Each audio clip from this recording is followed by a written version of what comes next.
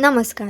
आपण पाहत आहात श्रीगोंदा ऑल महाराष्ट्र न्यूज. जर आपण नवीन असाल तर लाईक करा, सबस्क्राईब करा व जास्तीत जास्त ग्रुपवर पाठवा. लक्षवेधी क्रमांक 10 श्री विक्रम पाचपुते. लक्षवेधी क्रमांक 10. अध्यक्ष महोदय, छापल्याप्रमाणे. धन्यवाद अध्यक्ष महोदय.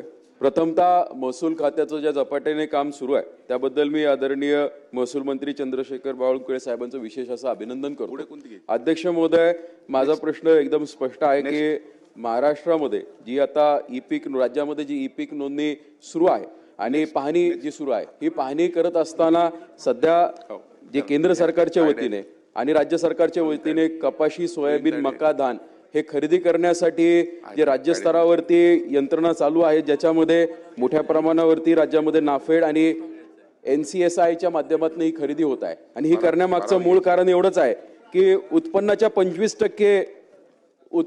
25% माल हा हमी भावावर देऊन खरेदी केला जावा, म्हणजे ज्याच्याने मार्केट स्टेबल होईल आणि शेतकऱ्याला 4 पैशाचा नक्कीच फायदा मिळेल, त्यांना त्यांच्या पिकाचा मोबदला मिळेल, यासाठी ही सगळी खरेदी सुरू आहे. पण याच्यामध्ये एक अट अशी टाकण्यात आलेली आहे की त्या शेतकऱ्याची ई-पीक पाहणी झालेली पाहिजे. अध्यक्ष महोदय, जे मंत्री महोदयाच्या माध्यमातून निवेदन करण्यात आलेलं आहे त्यात असं सांगण्यात आलेलं आहे की राज्यात ई-पीक पाहणी ही संकल्पना 2021 पासून यशस्वीरित्या राबवण्यात येत आहे.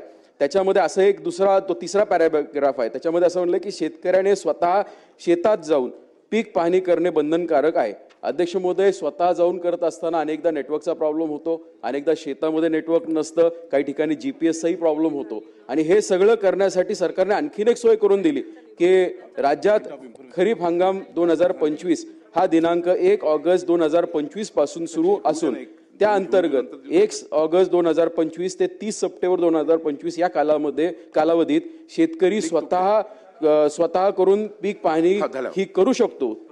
तसेच दिनांक 1 ऑक्टोबर 25 पासून सहाय्यक स्तरावरती ई-पीक पाहणी नोंद करण्यात येत असून त्याची अंतिम तारीख ही 29 ऑक्टोबर 2025 असे देण्यात आलेली आहे. आणि हे सगळं एकदम पॉइंटेड आहे. आणि हे सगळं म्हणत असताना शेवटचा जो मुद्दा लिहिलाय त्याच्यामध्ये शेवटचं जे वाक्य आहे त्यात असं लिहिलं की संपूर्ण वर्ष हंगाम 2025 ची ई-पीक पाहणी नोंदणी ही 79.06 इतकी झालेली आहे. म्हणजे याच्यामध्ये सरकारच मान्य करतं की 21% लोकांची ई-पीक पाहणी झाली नाहीये. माझे अध्यक्ष महोदय, आपल्या मार्फत सरकारला ही विनंती आहे, ही ई-पीक पाहणीची जी अट नाफेडमध्ये आणि ह्या खरेदीमध्ये टाकलेली आहे, जर ही अट काढावी आणि ही अट जर काढता येत नसेल तर त्याच्यासाठी आपल्याला फिजिकल व्हेरिफिकेशन काय करता येईल का? जर हे केलं तर अनेक शेतकऱ्यांचा अध्यक्ष महोदय फायदा होईल. चला मंत्री महोदय. अध्यक्ष महोदय, विक्रम पाचपुतेजींनी जी लक्षवेधी आणली ती फार महत्वाची आहे.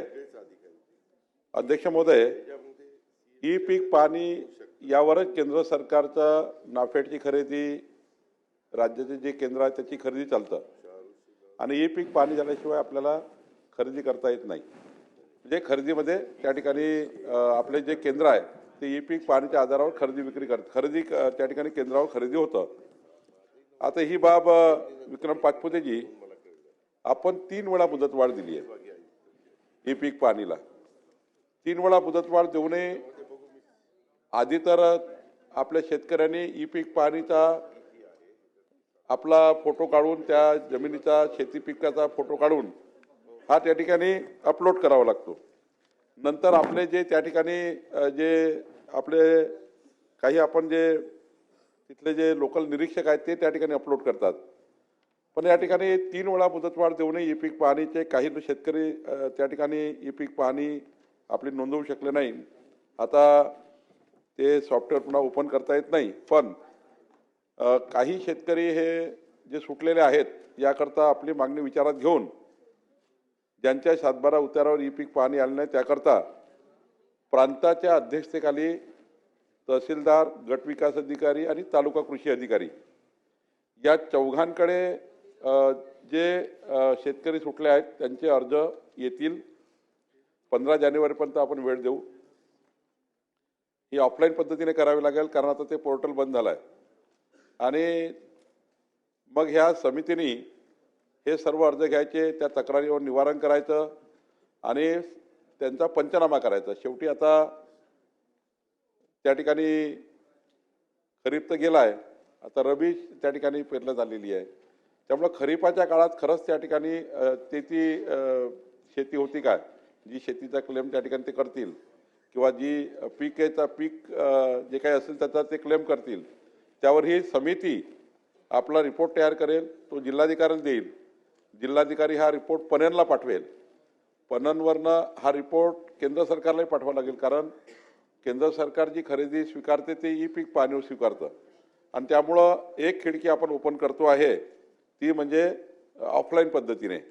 आणि त्यामुळं 15 जानेवारीपर्यंत आपण या समितीला फिजिकली व्हेरिफिकेशन करण्याचा, आलेल्या संपूर्ण शेतकऱ्याच्या मागणीवर विचार करण्याचा आणि किती शेतकरी यावर या ठिकाणी या ई पीक पाहणीच्या तक्रारी करतील त्या सर्व तक्रारीवर ही समिती विचार करेल.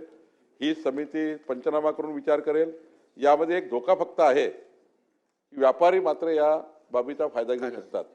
व्यापारी आता हे फिजिकल समिती तयार ही समिती तयार केल्यानंतर जे फिजिकल अर्ज येतील, ज्या शेतकऱ्याच्या सातबारावर ई पीक पेराची नोंदणी आली नाही त्यांच्या काहीतरी व्यापारी या ठिकाणी उद्योग करू शकतात. याची दखल आपल्याला घ्यावी लागेल, याच्यावर लक्ष ठेवावं लागेल. फक्त जे खरेखुरे शेतकरी यातनं सुटलेले आहे त्या शेतकऱ्यांनाच या ठिकाणी या समितीसमोर आपण आणण्याचा प्रयत्न करू. यांनी जो अहवाल दिला तेवढा अहवाल मात्र सरकार स्वीकारेल असं या ठिकाणी करता येईल. त्यामुळे आपली मागणी अंशतः मान्य करता येईल.